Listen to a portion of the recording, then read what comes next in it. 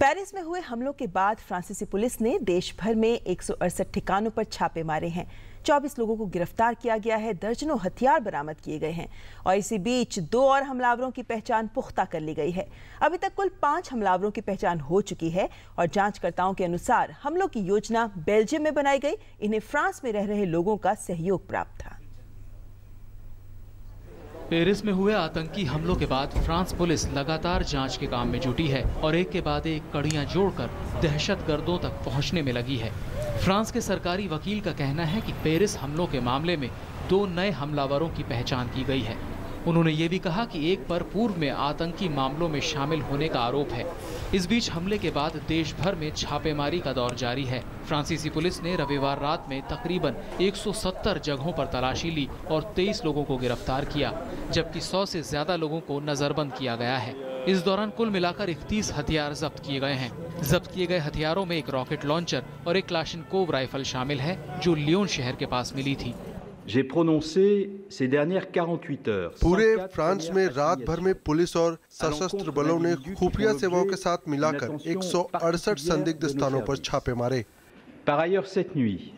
इन हमलों की साजिश के तार कई यूरोपियन देशों, खासकर फ्रांस के पड़ोसी बेल्जियम से जुड़ते नजर आ रहे हैं। फ्रांस की पुलिस ने बेल्जियम में जन्मे एक संदिग्ध हमलावर की तलाश अंतर्राष्ट्रीय स्तर पर शुरू कर दी है। माना जा रहा है कि इस व्यक्ति ने पेरिस हमलों को अंजाम देने में मदद की थी।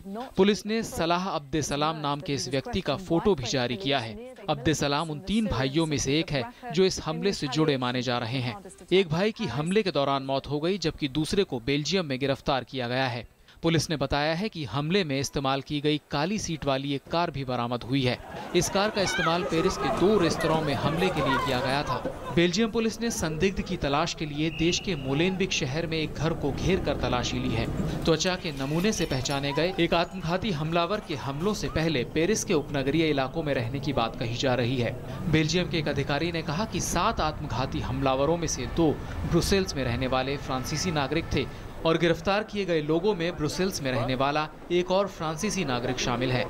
फ्रांस के प्रधानमंत्री मैनुअल वॉल्स के मुताबिक पेरिस में हुए कत्लेआम के बाद फ्रांस और यूरोपीय देशों में नए हमलों को अंजाम दिए जाने की साजिश रची जा रही है। इस बीच पेरिस हमलों का माकूल जवाब देते हुए फ्रांस ने आईएस आतंकियों के ठिकानों पर हवाई हमला किया है। फ्रांस की ओर से ये हमले सीरिया के रक्का शहर पर किए गए हैं। पेरिस हमलों के बाद फ्रांस सरकार ने साफ किया था कि आईएस आतंकियों पर जारी उसकी कार्रवाई को रोका नहीं जाएगा और ये भविष्य में भी जारी रहेगी।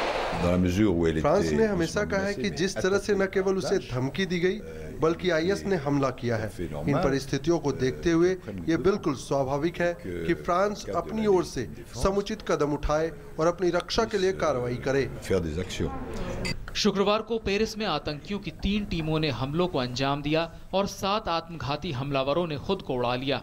इनमें से 3 ने स्टेडियम के पास, 3 ने कंसर्ट हॉल में और 1 ने उससे थोड़ी दूर पर खुद को उड़ाया। एक हमलावर के शव के पास सीरियाई पासपोर्ट मिलने से ये शंकाएं बढ़ गई हैं कि कुछ हमलावर संभवतः सीरिया के गृह युद्ध से भाग कर आ रहे लोगों में शामिल होकर यूरोप में दाखिल हो गए होंगे। इन हमलों में 129 लोग मारे गए और 352 लोग घायल हुए हैं। इनमें से 99 लोग गंभीर रूप से घायल हैं। News night desk, DD news.